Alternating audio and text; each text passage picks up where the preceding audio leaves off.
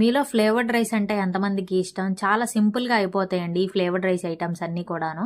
ఇక ఇదైతే 10 మినిట్స్‌లో అయిపోతుంది. మీరైతే అస్సలు డిసప్పాయింట్ అవ్వరు ఈ ఐటెమ్ తిన్న తర్వాత. దానికి ముందుగా ఏం చేయాలి అంటే ఫస్ట్ పాన్ తీసుకొని ఆయిల్ వేసి జస్ట్ ఎగ్స్ అయితే బీట్ చేసుకొని పక్కన పెట్టుకోవాలనమాట. మీకు సరిపడా ఉప్పు, కారం వేసుకొని ఎగ్ బీట్ చేసుకొని పక్కన పెట్టుకోండి. మళ్ళీ సేమ్ పాన్‌లో ఆయిల్ వేసి మీ దగ్గర ఉన్న వెజిటబుల్స్ ఏవైతే ఉన్నాయో అవి వేసి సార్ట్ చేసుకోండి. ఇక్కడ నేనైతే ఆనియన్ వేస్తున్నాను. అండ్ దెన్ క్యాబేజీ వేసాను. అండ్ నెక్స్ట్ వచ్చేసి బీన్స్ కూడా యాడ్ చేశాను.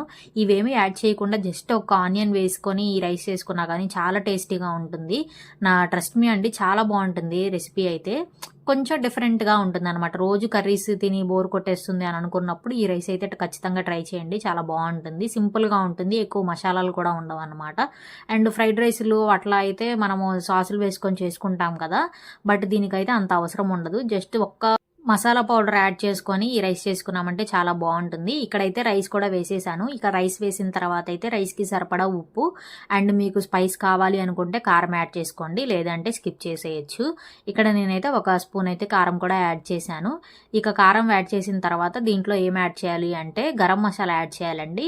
లేదు అంటే మీ దగ్గర బిర్యానీ మసాలా ఉంటుంది కదా, బిర్యానీ మసాలా అయినా యాడ్ చేయొచ్చు. అది కూడా లేదు అనుకుంటే చికెన్ మసాలా పౌడర్ ఉంటుంది కదా, అది కూడా యాడ్ చేయొచ్చు.